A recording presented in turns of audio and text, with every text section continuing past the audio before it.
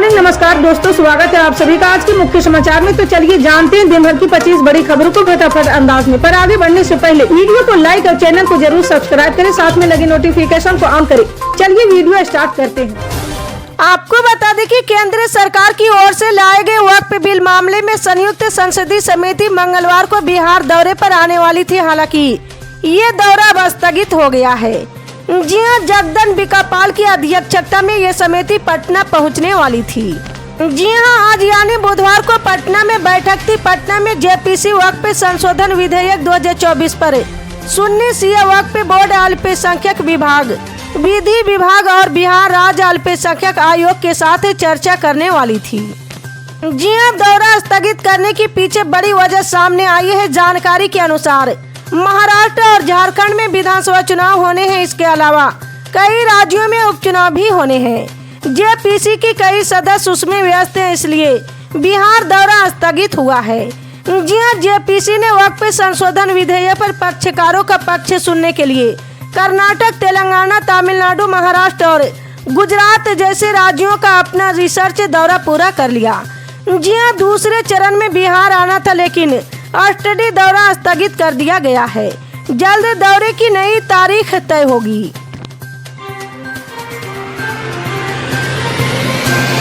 आपको बता दें कि प्रयागराज में परीक्षा की डेट को लेकर सोमवार सुबह से ही छात्र विरोध प्रदर्शन करे। रात भर उनको मनाने की कोशिशें होती रही, लेकिन बातचीत बेनतीजा रही है।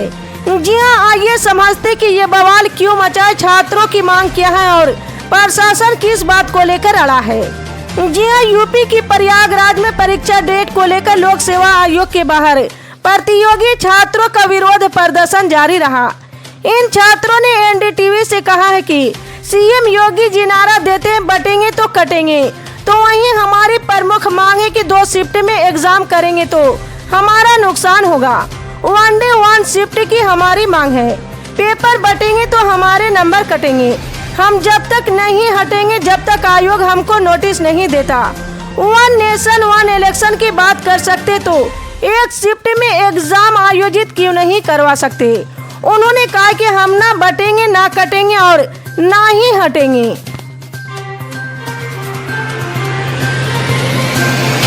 परिवर्तन निदेशालय ने बांग्लादेशी घुसपैठ से जुड़े मनी लॉन्ड्रिंग मामले की जांच के सिलसिले में मंगलवार को पश्चिम बंगाल और चुनावी राज्य झारखंड के दर्जनों स्थानों पर छापेमारी की है। जी हां, दोनों राज्यों के 15 स्थानों पर ईडी ने छापा मारा है। आधिकारिक सूत्रों ने इसकी जानकारी दी।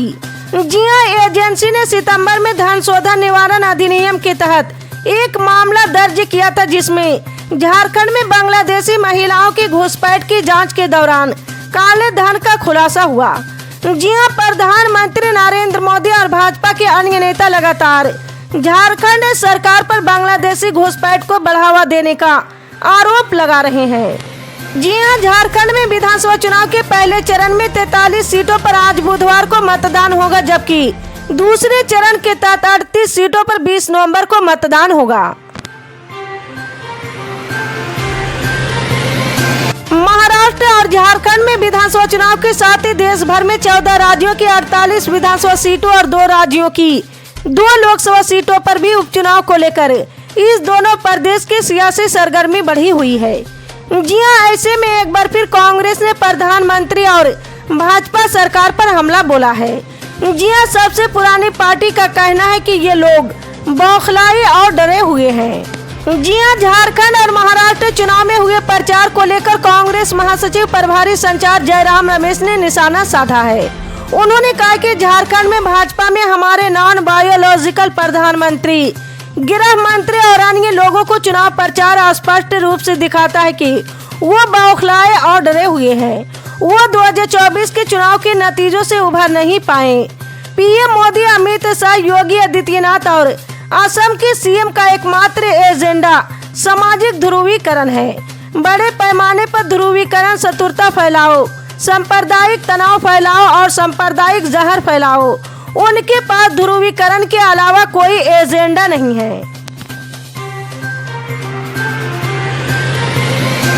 महाराष्ट्र में डिप्टी सीएम देवेंद्र फडणवीस और एआईएम सुप्रीमो असदुद्दीन ओवैसी के बीच जुबानी जंग तेज हो गई। एक दिन पहले देवेंद्र फडणवीस ने वोट जिहाद का जवाब धर्म युद्ध से देने को कहा था और अब मुंबई की रैली में उन्होंने औरंगजेब का नाम लेकर अवैसी पर करारा हमला बोला है। जी हां, फडणवीस ने कहा कि महाराष्ट्र में औरंगजेब का महिमा मंडन किया जा रहा, लेकिन देश का सच्चा मुसलमान औरंगजेब को अपना हीरो नहीं मानता।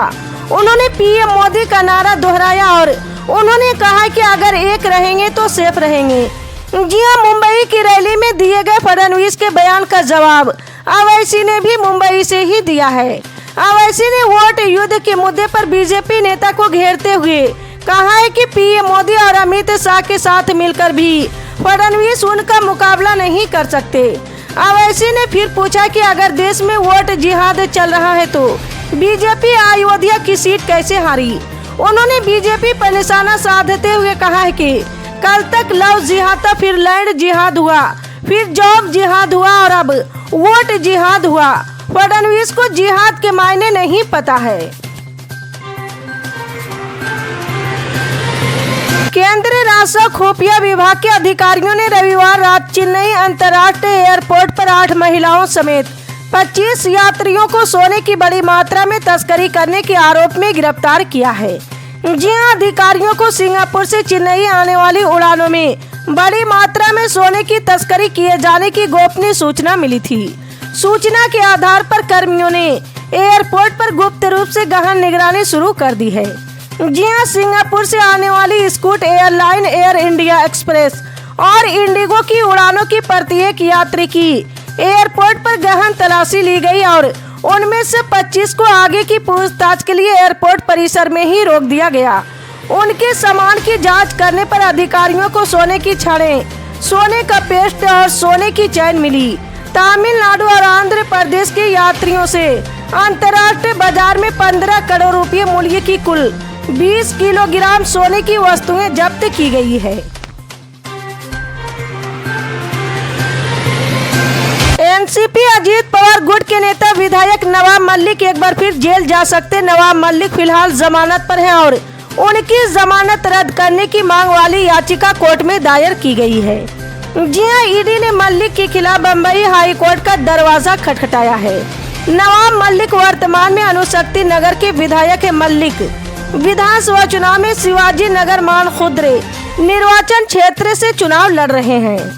जी हां, नवाब मलिक को ईडी ने मनी लॉन्ड्रिंग और अंडरवर्ल्ड संबंधों के आरोपों में गिरफ्तार किया था। करीब 2 साल जेल में रहने के बाद सुप्रीम कोर्ट ने मलिक को जमानत दे दी। जी हां, मलिक को स्वास्थ्य आधार पर जमानत दी गई थी।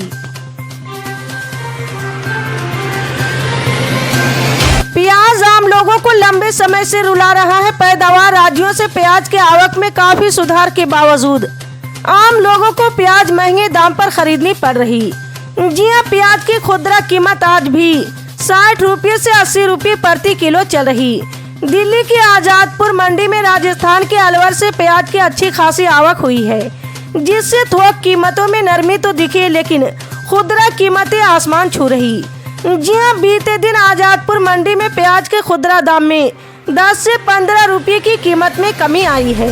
जी हां, इस बात की आशंका जताई जा रही कि प्याज के कारोबार में शामिल बिचौलिया भी इसका गलत फायदा उठा रहे हैं और कीमतें लगातार ऊंची बनी हुई है। केरल में आईएएस अधिकारी के मोबाइल नंबर से एक समुदाय के अफसरों के लिए बनाए गए व्हाट्सएप ग्रुप मामले में विवाद अभी थमा नहीं है। जी हां, राज्य सरकार ने बड़ी कार्रवाई करते हुए 2 आईएएस अधिकारियों को निलंबित कर दिया है। जी हां, दरअसल केरल उद्योग एवं वाणिज्य निदेशक गोपाल कृष्ण ने पुलिस में शिकायत दर्ज कराई थी कि उनका मोबाइल हैक कर लिया गया है और उसके बाद इसका इस्तेमाल मल्लू हिंदू ऑफिसर नामक एक व्हाट्सएप ग्रुप बनाने के लिए किया गया। हालांकि जांच पड़ताल के बाद अब राज्य सरकार ने उन्हें निलंबित कर दिया है। जी हां, वहीं कृषि विभाग के विशेष सचिव एन प्रशांत को पिछले 3 दिनों में सोशल मीडिया पर एक अन्य आईएएस अधिकारी अतिरिक्त मुख्य सचिव ए जयललित के खिलाफ कई पोस्ट करके हलचल मचाने के आरोप में निलंबित किया है। 1 महीने तक मौसम शुष्क रहने के बाद आखिरकार कश्मीर में मौसम की पहली बर्फबारी हुई है। जी हां, क्षेत्र के ऊंचे इलाकों में बर्फबारी हुई, जबकि मैदानी इलाकों में बारिश हुई है। बर्फबारी और बारिश से तापमान में भारी गिरावट आई है, जिससे सर्दी के आगमन का संकेत मिला। जी हां, बर्फबारी का सबसे ज्यादा असर पर्यटन स्थलों गुलमार्ग और सोनमार्ग में देखने को मिला, जहां कई इंच बर्फ जम गए। जी हां, कश्मीर के अन्य पहाड़ी इलाकों में भी बर्फबारी हुई है, जबकि श्रीनगर और अन्य मैदानी इलाकों में बारिश हुई है।